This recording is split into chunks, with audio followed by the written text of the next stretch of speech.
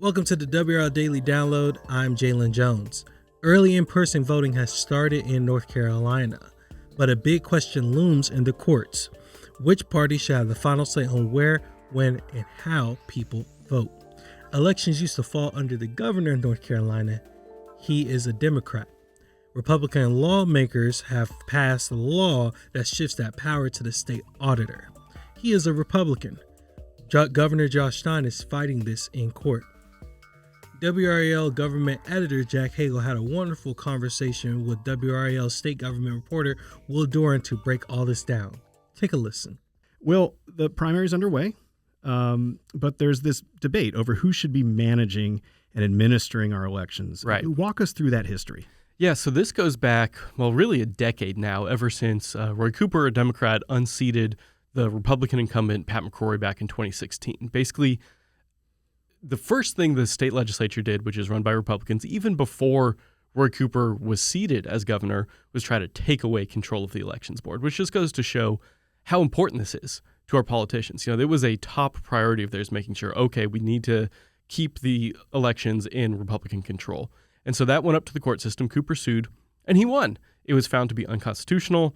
State legislature then tried to change the state constitution, ask voters to let them do this.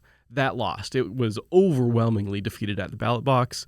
And now, after the 2024 elections, we have another Democratic governor, Josh Stein, and the legislature is trying again. And so far, they've actually been successful this time. Even despite the history of this kind of move being ruled unconstitutional, it's so far been allowed to go into place by the court system, but it is still very much under appeal. You know, like you said, I was just in court for the latest oral arguments in this case. It's very much being actively debated in the court system right now. Now, they passed a law to put it under the control of the state auditor, and that is now Republican Dave Bullock. What is their argument in court for why they should be able to do this?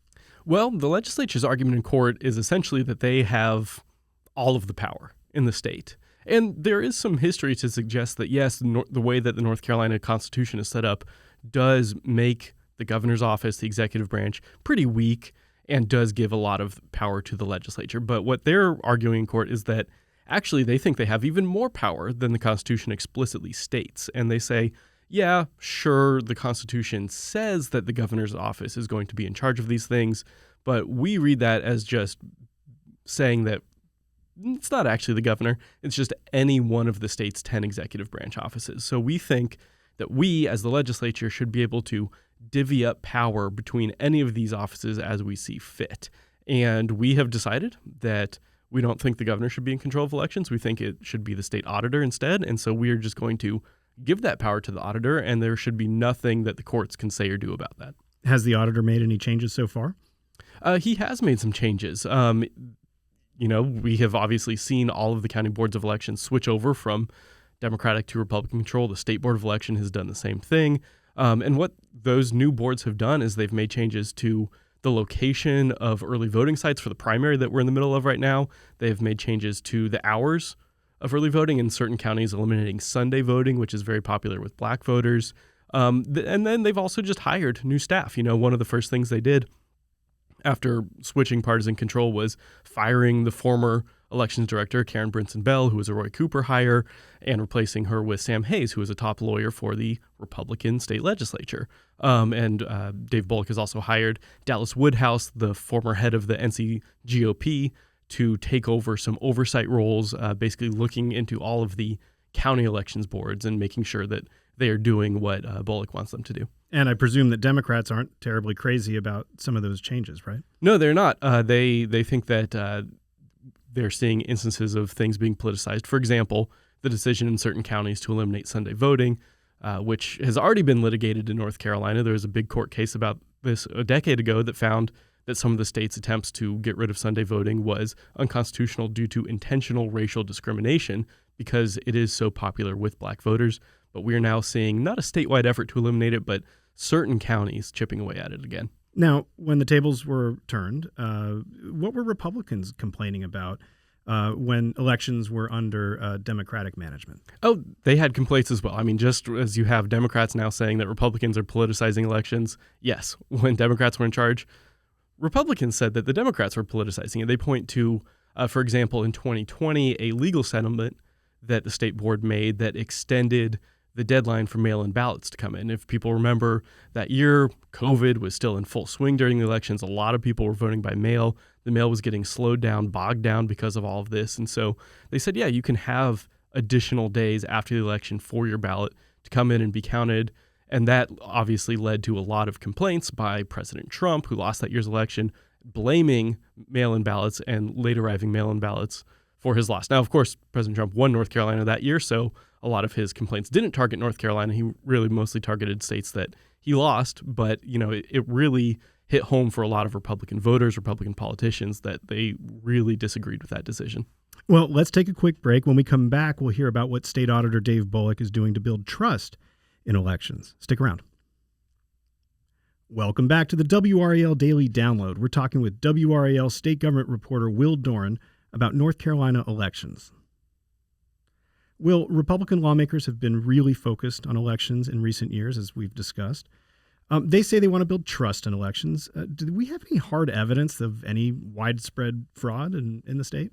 No, and it's the opposite. What we have is evidence that there is no widespread fraud in the state. For example, after the 2016 election, the state did a really thorough audit of all of the allegations of potential voter fraud. So not even proven cases, but just things that someone suggested might have been voter fraud. And of the millions of people who voted in the state that year, there were only around 500 allegations. And for a few of those, for instance, there were 2 examples of people who were accused of impersonating a dead family member and casting a ballot in their name.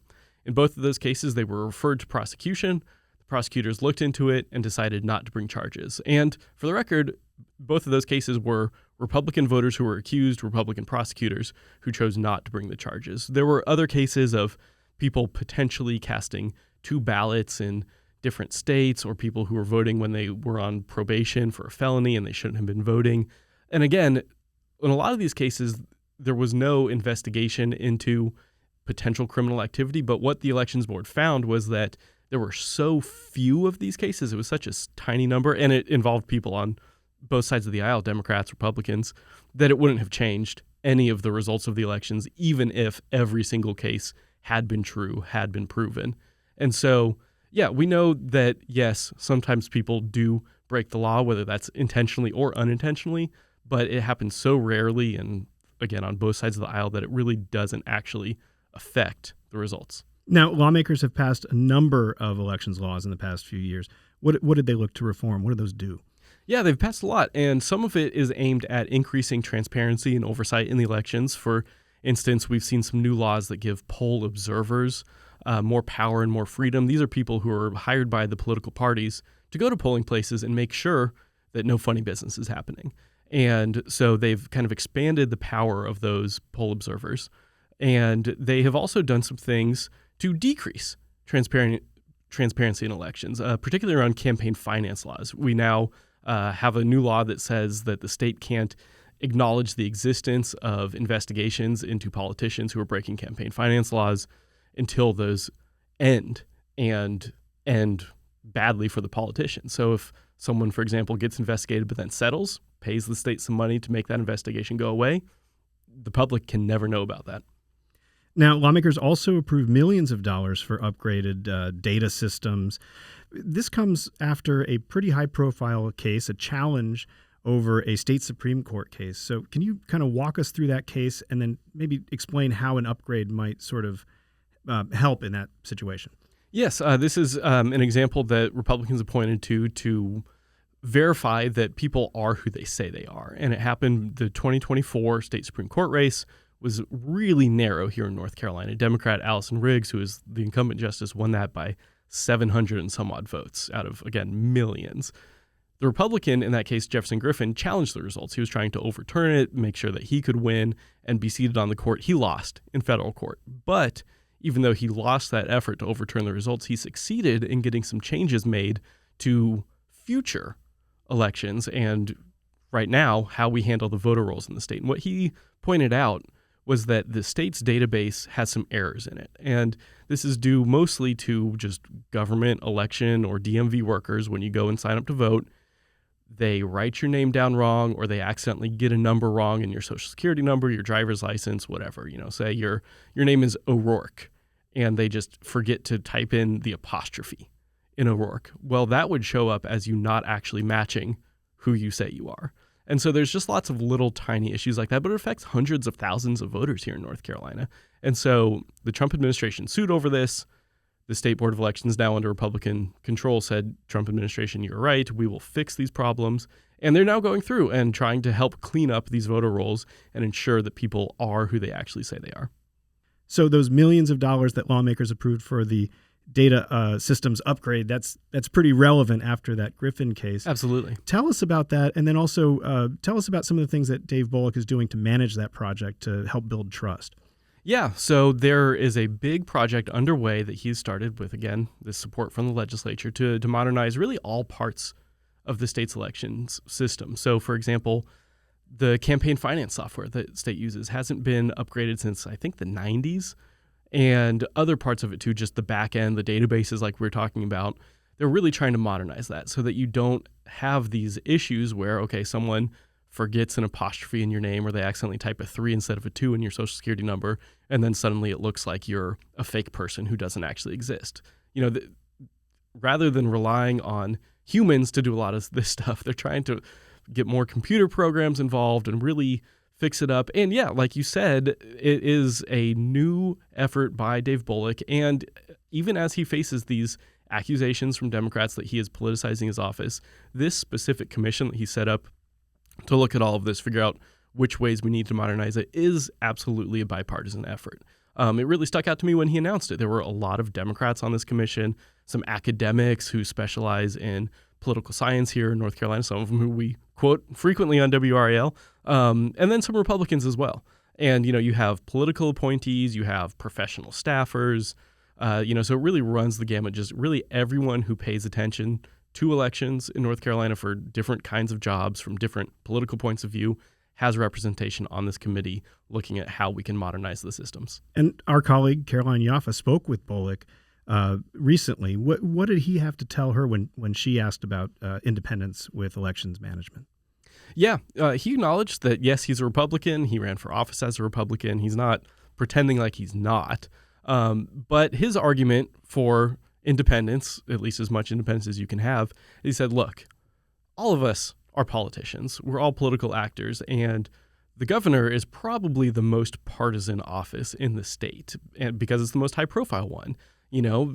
By issue of being the auditor, it's a little bit lower profile, and it's just focused on auditing, making sure that things are happening like they should. So he said, I have a little bit more leeway to leave partisan politics at the door when I do this kind of work than the auditor does, who has a much bigger microscope on him from voters of the state.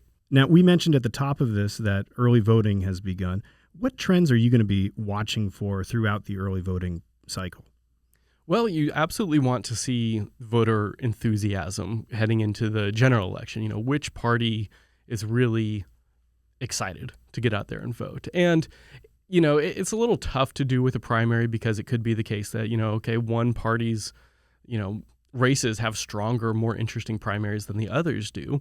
But in general, it can help if you say, okay, well, we had X% turnout in the state, but, Republicans were actually way more engaged or Democrats were way more engaged. So that's definitely one thing we'll be looking at. But in general, just primaries in general, especially for midterm, we might have 15, 16, maybe 20% of the state show up and vote. And the really important thing to know about primaries is, especially for races like the state legislature, for Congress, most of those in North Carolina are decided in the primary election. There are very few competitive districts for those offices like state Senate, state House, U.S. House of Representatives. And so if you have a race that is in your backyard for one of those, the primary is probably your best, if not only, chance to really make your voice heard on who you want representing you. Going to be an interesting few weeks and months ahead. It is. Thanks, Will. That is our amazing NC Capitol team, our editor, Jack Hagel, our state government reporter, Will Doran, for our coverage on elections, everything from how to vote and races to watch. go to our NC Capital section at WRAL.com. I'm Jalen Jones. Thank you so much for listening and or watching this WRAL Daily Download. Another great way to get WRAL news, in addition to our YouTube channel, is the Morning Briefing newsletter. It's a daily email with Triangle news, events, and weather to help get your day started. Sign up at WRAL.com/newsletter.